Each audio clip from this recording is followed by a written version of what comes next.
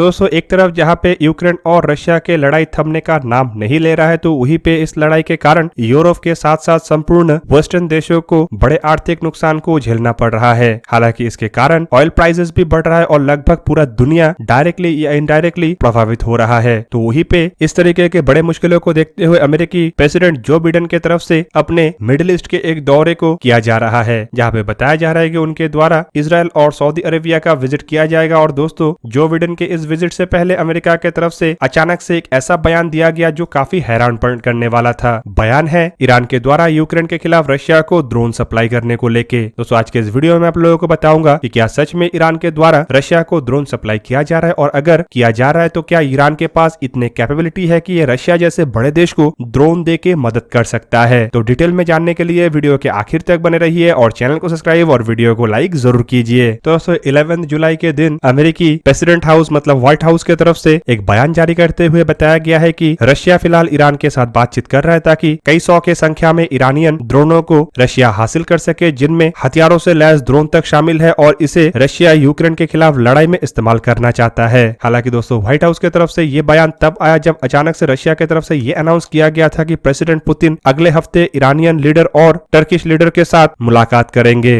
हालांकि दोस्तों क्रेमलिन के स्पोक्सपर्सन डिमित्री पेस्कोव की तरफ से अपने बयान में बताया गया कि प्रेसिडेंट व्लादिमीर पुतिन के द्वारा 19 जुलाई को जो ईरान का विजिट किया जाएगा, यहाँ पे ड्रोन को लेके किसी भी तरीके का कोई भी बात नहीं होगा। हालांकि दोस्तों ये भी अब तक कंफर्म नहीं है कि ऑलरेडी ईरान के द्वारा इस तरीके का ड्रोन रशिया को दिया गया है कि नहीं, पर कुछ अमेरिकी एक्सपर्टों का कहना है कि ईरान ने रशिया को इस तरीके का ड्रोन दिया है जिसका इस्तेमाल इस महीने के शुरुआत से ही रशिया की तरफ से करना शुरू कर दिया गया है। दोस्तों ईरान को अमेरिका के एक प्रमुख विरोधी देश के रूप में देखा जाता है, और मिडिल ईस्ट के अंदर अगर कोई एक देश अमेरिका को सबसे अधिक नफरत करता है तो वो ईरान ही है। हालांकि दोस्तों अमेरिका के प्रेसिडेंट के द्वारा जो दोनों देशों के विजिट किया जा रहा है मतलब इजराइल और सऊदी अरेबिया, उनके लिए भी ईरान एक खतरा है, और उन देशों की तरफ से भी ईरान को एक तरीके से अपने विरोधी देश के रूप में ही देखा जाता है, और ईरान भी उन दोनों देशों को अपने विरोधी के रूप में ही देखता है। पर दोस्तों बड़ा सवाल ये है कि क्या ईरान के पास इतना कैपेबिलिटी है कि वो ड्रोन का सप्लाई रशिया जैसे बड़े देश को कर सकता है, जहां से वो अब तक हथियारों को खरीदता है, और इवन ईरान के बड़े बड़े हथियार रशियन ओरिजिन ही हैं। दोस्तों ईरान के अगर ड्रोन पावर को देखा जाए तो ईरान इराक के वॉर के दरमियान मध्य 80 में ईरान की तरफ से ड्रोन को लेके अपना पहला इंटरेस्ट जताया गया था।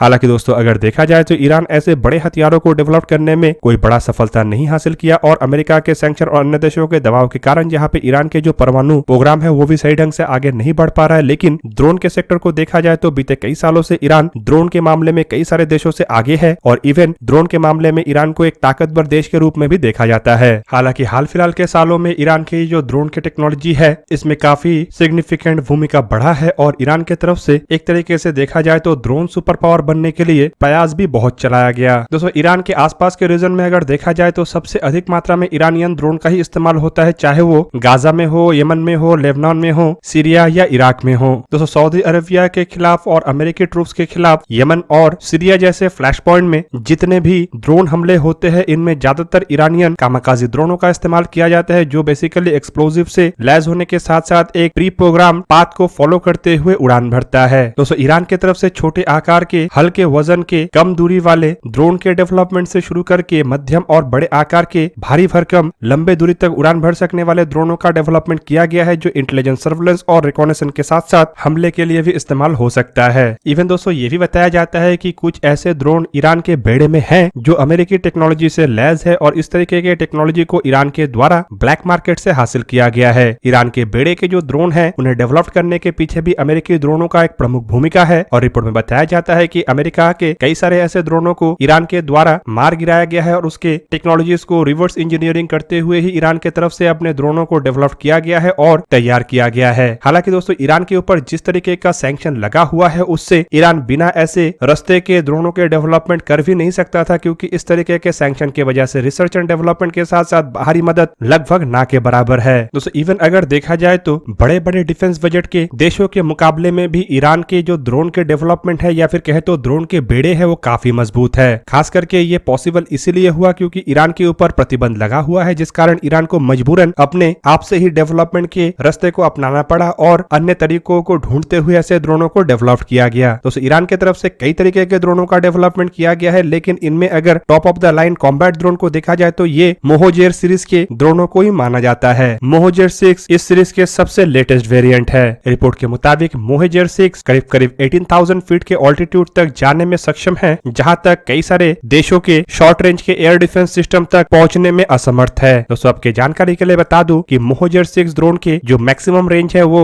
करीबन 124 माइल बताया जाता है, मतलब करीब करीब 200 किलोमीटर। हालांकि ये मैक्सिमम ऑल्टीट्यूड तक जाके करीब करीब 12 घंटे तक फ्लाई करने में सक्षम है। हालांकि इसके अलावा ईरान के बेड़े के और एक लिथल ड्रोन शहद 129 है। यह असल में एक medium altitude long endurance drone है जो इजराइल के हैमर 450 अनमैन कॉम्बैट एरियल व्हीकल के बराबर का है। हालांकि इसे बनाने के लिए ईरान के द्वारा Austrian made Rotex 914 piston engine का इस्तेमाल किया गया है, जो अमेरिका के MQ-1 प्रेडेटर ड्रोन में भी इस्तेमाल होता है। हालांकि दोस्तों ये जो शहद ड्रोन है इसने अब तक लड़ाई में कई तरीके के कारनामे कर चुका है, जिनमें साल 2014 में एंटी असद रेबल्स को सीरिया में तबाह करने के पीछे भी ये ड्रोन शामिल था। इवन उस दरमियान अमेरिकी बेड़े के ऊपर भी इन ड्रोनों के द्वारा कई आक्रमण किया जा चुका है। दोस्तों ईरान के द्वारा 1970 के दशक में अमेरिका से MQM-107A स्ट्राइकर प्रैक्टिस टारगेट ड्रोनों को परचेस किया गया था और साल 2002 में ईरान की तरफ से इसे रिवर्स इंजीनियरिंग करने का प्रयास भी शुरू किया गया। रिजल्ट के स्वरूप ईरान की तरफ से काकार ड्रोन को डेवलप किया गया, जो एक मिनिएचर क्रूज मिसाइल के जैसे भी दिखता है। हालांकि इसमें बड़े आकार के विंग है और इसका top speed 560 mile per hour है,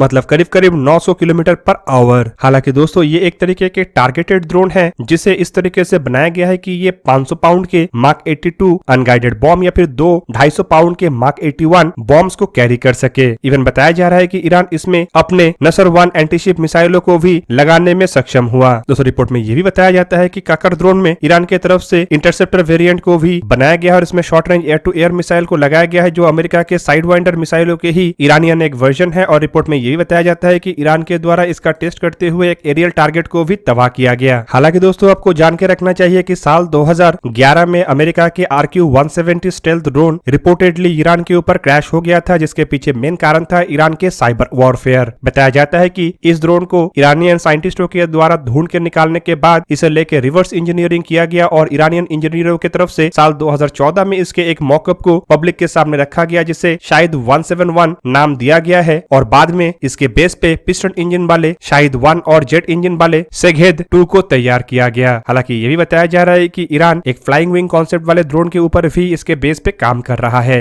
ईरान की तरफ से साल 2013 में एक long range unmanned combat aerial vehicle को भी प्रदर्शित किया गया, जिसे लेके बताया गया कि ये 1200 माइल के रेंज, मतलब करीब करीब 2000 किलोमीटर के रेंज तक उड़ान भर सकता है और 25,000 फीट के ऊंचाई तक जाने के साथ साथ लगातार 30 घंटे तक उड़ान भरने में सक्षम है। हालांकि इस ड्रोन में ईरान के द्वारा 6 कसिम 1 प्रिसिजन गाइडेड बॉम्ब को लगाए जाने का भी बात कहा गया। दोस्तों ईरान के नया लॉन्ग रेंज ड्रोन को हाल ही में ही पब्लिक के सामने लाया गया और बताया गया कि ये एक तरीके के अमेरिकी MQ-9 Reaper unmanned aerial vehicle के ईरानियन वर्जन है। दोस्तों इसे कमांड 22 का नाम दिया गया, जो 1860 माइल के रेंज में काम करने में सक्षम है, मतलब करीब करीब 3000 किलोमीटर के रेंज। हालांकि इस ड्रोन को लेकर बताया जाता है कि 24 घंटे तक लगातार फ्लाई कर सकता है और ये 6 हथियारों को अपने अंडरविंग में कैरी कर सकता है, जिसका वजन 661 पाउंड के आसपास होगा। दोस्तों इससे आप लोगों को पता चल गया होगा कि ईरान फिलहाल ड्रोन के मामले में काफी आगे है, जिसके पीछे एक बड़ा भूमिका अमेरिका का है। हालांकि ईरान के इस तरीके के ड्रोन कितने हद तक रशिया का मददगार हो सकता है, क्योंकि ये ड्रोन फिलहाल तैयार ही किया गया है और कभी टेस्ट नहीं हुआ। पर ईरान की तरफ से जो कामाकाजी ड्रोन या फिर कहे तो स्ट्राइक ड्रोनों को निर्माण किया गया है, वो काफी हद तक रशिया के मदद में आ सकता है और रशिया इसका इस्तेमाल करके यूक्रेन के लड़ाई में बढ़ोतरी भी हासिल कर सकता है। तो दोस्तों ये था आज का वीडियो। अगर आपको वीडियो अच्छा लगा तो लाइक कीजिए और मेरे चैनल को सब्सक्राइब कीजिए और साथ में बना हुआ बेल आइकन को भी प्रेस कर दीजिए, ताकि आप मेरा वीडियो देख पाए सबसे पहले। जय हिंद।